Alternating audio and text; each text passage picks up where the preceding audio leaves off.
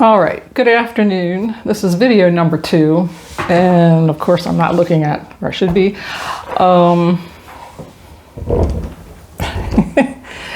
And hence the editing shall begin.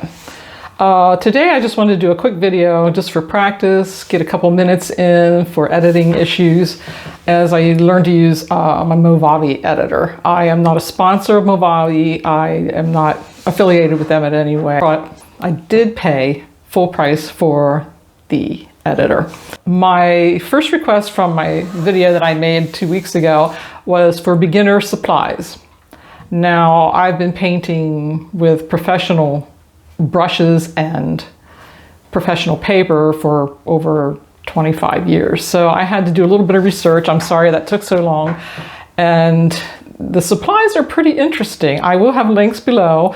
I am not affiliated with any art supply store. I only know what's available to me in a few places in the United States that provide professional and student grade watercolor supplies. You will have to figure out what you want to do watercolor wise. Do you want to work with hot press, cold press paper, things like that?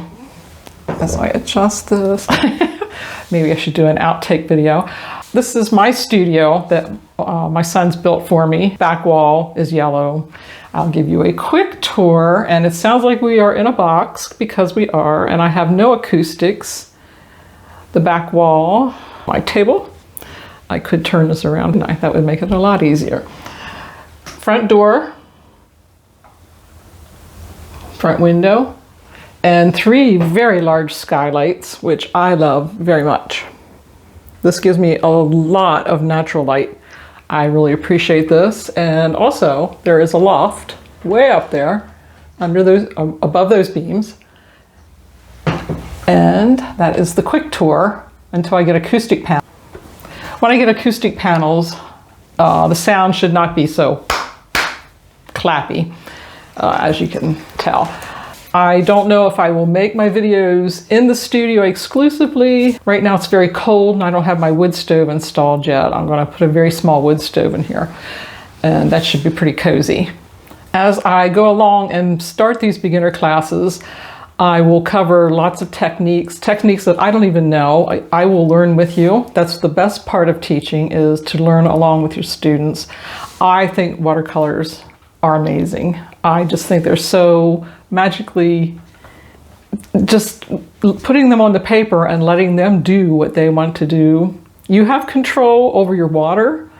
You can watch the control of your water. You can control how much water you put on the paper. The paper is made of cotton. Not all the papers are. Student grade will not be all cotton.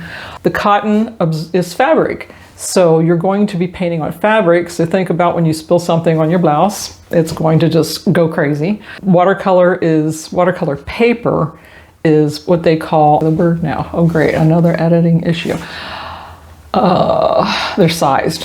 Watercolor paper is sized, meaning that it is contained and it slows down the depth and the level of the saturation of your colors into the paper. It slows it down. You can soak the paper and get rid of a lot of the sizing and stiffen your paper up that it will lay much flatter. I am too lazy to do that. I just put up with the buckling. So that drives some people crazy. I really just don't care. I just work with it and let it go. And when the painting is all done to my satisfaction, which is never, but you have to make a decision at some point. When you're finished and I want to fix it, I just do the technique of towels on the floor, flat surface, lay the paper on the clean towel, work side down, spritz it on the back, dampen it till all the crinkles and all the lumps or all the waves flatten, put another towel over it, and a lot of heavy books. Evenly distributed, and overnight it dries and it's a nice crisp flat piece of work. That is how I do it, because I'm too lazy to do the soak and I don't feel like filling up the tub, mostly because we don't have a tub. So those are a few things I will go over as I learn to make these videos and as I learn to edit and I figure out my lighting. I'm in all natural light right now, which I was nice enough to put makeup on for you, and try not to say "oh" too many times. Oh, we will fix that with the editor. Then perhaps Later on, I don't know what I'll expand to. I will do beginner classes though. I will go over being afraid of the white piece of paper, because 9 times out of 10, when somebody wants to learn watercolor, they're terrified to put the first drop of color on the paper. They don't want to ruin the piece of paper. I'm here to tell you, you're going to ruin it. It might be a work of art when you're done, might not be. Don't count on every piece you do being a work of art, finished. Please don't do that to yourself. Do not torture yourself, or you won't have fun with the watercolor, because the watercolors are beautiful. Don't be afraid to make muddy colors. I don't consider anything mud unless it's something I don't want. I will make really muddy colors. I will take my colors and just throw them together. I don't eliminate theory. I do like theory, but I generally pick out the colors that I like that get the results I personally want. You may want to pursue being more professional in the way you want to complete a piece. It's not always my goal. I am not a gallery-driven person. I couldn't care less what a gallery wants me to do. I'm not interested in competing. I like to make a work of art the size I want, the way it's going to come out, how it's going to look to me, or if I get a commission. I don't do them very often. It's been years since I've done one. The last one I did was acrylic, and it took me a while because I'm still learning acrylics. Acrylics are just a little side thing I do for fun. So this will be just a quick, like I said, just a tutorial of me learning. Actually, you are my tools. I am learning to make videos with you. So I also use Skillshare. I am not affiliated with them at all. I'm just a student. I will probably become a member. I don't know if I'll supply classes there or not. I don't know what their setup is. I do enjoy the classes. There are a lot of classes.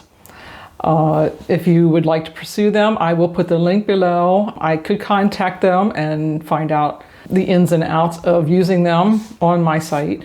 I want to make sure I'm all legal and above board and I don't cross lines. I want us to have a good time, but I'm a very serious person when I paint. I like to concentrate on what I'm doing. I plan ahead. I'm a heavy planner. I do my sketches on my own. I don't use a tracer. I may use that eventually. I've done it a few times years ago, and I didn't like the results that I got personally. I didn't enjoy it. I really like the freehand work. I like the surprises you get with the freehand. Yeah, you do get surprises. You would think you'd have a lot of control over your pencil, and you do, but you still get surprises. And I enjoy that a lot. I like experimenting, and I love watercolors for that reason. Watercolors provide you endless, millions and millions of combinations of colors, gradations, values. You can make it look like an oil painting if you work at it. You know, it's hard to get very deep, dark values with watercolors. It is possible, but you're going to be doing what they call glazing, which I'll go into at some point. I enjoy glazing. I don't do it a lot. There aren't a lot of things I work on recently that require glazing. I am a sky person. That could be one point we could discuss. I love the sky, obviously with the skylights. If I could, I would spend 99% of my time out looking at the sky. And so I live in the Pacific Northwest where there is no weather, which I really miss from Pennsylvania. I miss storms and tornadoes and hurricanes, and I know that sounds crazy, but I do miss the endless crazy activity of the sky. You don't get that here in the Pacific Northwest. If you do, it might last 3 minutes.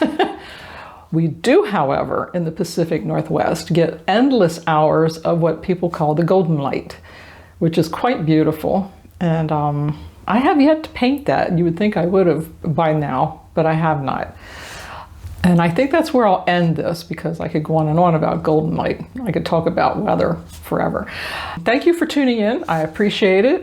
Hit subscribe if you're interested in going on this journey. Probably the first 50 videos will be trash, and I'm just going to plug along and keep moving with it, and appreciate that you are willing to take that journey with me. Thanks a lot. Hit the subscribe and send me a like button. I'd appreciate that. Catch you next time.